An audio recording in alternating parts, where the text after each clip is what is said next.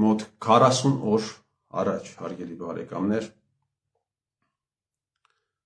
նոյեմբերի 5-ին ես մի խայտառակ հարց բարձրացրեցի եւ իշխան ուզում է ատես կառավարությունը, իշխան ուզում է ատես կառավարության ներկայացուցիչներին, երկրի ղեկավարին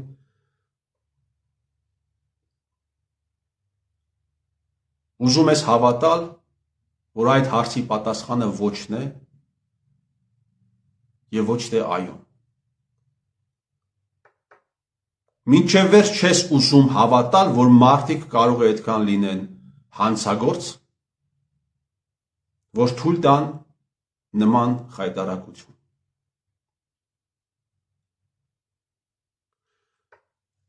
Հարցը հետևյալն էր, թե արդյոք Հայաստանի Հանրապետության տարածքում կան դիրքեր, որտեղ հայ դիրքապահները հասնում են անցնելով ադրբեջանական հսկողության,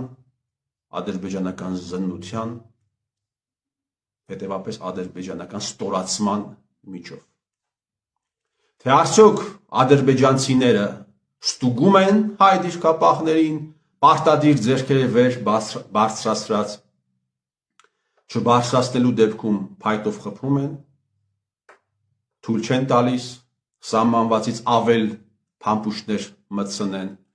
սահմանվածից այլ զինատեսակներ մտցնեն դիրքեր։ Թե արդյոք հայ դիրքապահները նկարվում են, նկարներ ուղարկում են ադրբեջանական ՀԴԿ-ներ, հրամանատարային դիտարկման կետեր եւ այնտեղից դրական վիզայի դեպքում միայն նոր թույլ է տրվում մտնել եւ նաեւ նույն ձևով դուրս են գալիս, էլի նկարվել ՀԴԿ եւ նոր թույլ են տալիս, որպեսզի դուրս գա։ Մի քանի օրվա ընթացքում 200,000-ից ավել մարդ դիտես ինձ մոտ, եթե հաշվենք YouTube, TikTok, տարբեր սոցցանցեր, 5 միլիոն անցավ։ Ես շնորհակալություն եմ ուզում հայտնել բոլոր նրանց, ովքեր կիսվում էին այդ եթերը կիսվում էին, շնորհակալություն եմ ուզում հայտնել այն գործիչներին, ովքեր այս հարցը բարձրացնում էին իրենց, այս հարցը բարձրացրեցին իրենց լայվերի, իրենց հարցազրույցների ժամանակ, Էդուարդին եմ ուզում շնորհակալություն հայտնել, Հայկին եմ ուզում Մանասյան շնորհակալություն հայտնել, Ավետիքին Քերոբյանն ուզում եմ շնորհակալություն հայտնել, ով պարբերաբար տարբեր հարցազրույցներում պարբերաբար խոսեց այս խայտառակության մասին, 5-րդ ալիքի լրագրողին եմ ուզում շնորհակալություն հայտնել, ով նոյեմբերի 21-ին հարցում արեց Հայաստանի Հանրապետության պաշտպանության նախարարությանը եւ ահա պատասխանը։ Ի պատասխան ՀՀ պաշտպանության նախարարին հասցեագրած ձեր 25 թվականի նոյեմբերի 21-ի հարցման հայտնում ենք, որ պաշտպանության նախարարության համապատասխան ստորաբաժանումը մշտադիտարկում է մամուլի եւ սոցցանցերի հրապարակումները, դրանց ըստ անհրաժեշտության արձագանքում հայտնում ենք նաեւ, որ ՀՀ զինված ուժերի ստորաբաժանումները հերթափոխ իրականացնում են բնականon։ Սա ինչ է նշանակում այս պատասխանը, հարգելի բարեկամներ։ Այս պատասխանը նշանակում է, որ պաշտպանության նախարարությունը չի հերքում։ Իսկ սա արդեն իր հերթին նշանակում է, որ պաշտպանության նախարարությունը ընդունում է, որ այո, կան այդպիսի դիրքեր։ Սա նշանակում է, որ Հայաստանի Հանրապետության պաշտպանության նախարարությունը ընդունում է, որ հենց այս պահին, որ ես խոսում եմ եւ դուք լսում եք իմ խոսքը,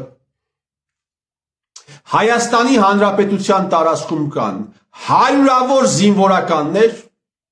հարյուրավոր զինվորականներ, ովքեր գտնվում են փաստացի պատանդարության մեջ։ Այս պատասխանը դա է նշանակում։ Այսպիսի օրեր ենք ապրում, հարգելի բարեկամներ։ Մենք ապրում ենք մի այնպիսի օրեր, երբ ձևավորված է եղել մի կաստա, որի ներկայացուցիչների լակոտները ազատված լինելով պարտադիր զինվորական ծառայությունից, հետագայում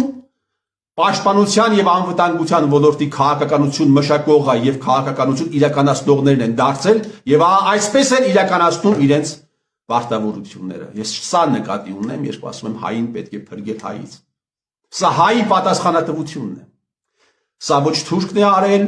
ոչ հրյան է արել,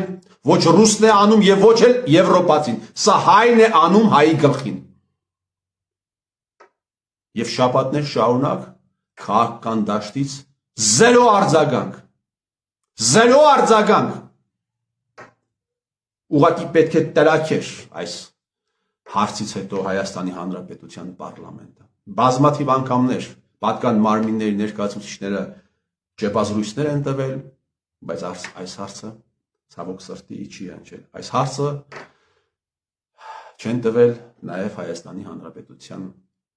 վարչապետին։ Հային, հարգելի բարեկամներ, պետք է փրկել հայից։ Հային պետք է փրկել հայի կառավարումից։ Սա Աստված այդ փրկությունն իրականացնի հայը։ Հայը փրկի հային հայի լծից։ Իսկ եթե ոչ, թող որ հայի լծից հային փրկի օտարը։ Եվ թող օրհնվի այդ օրը։ Ես ձեր Տիրոջ մերը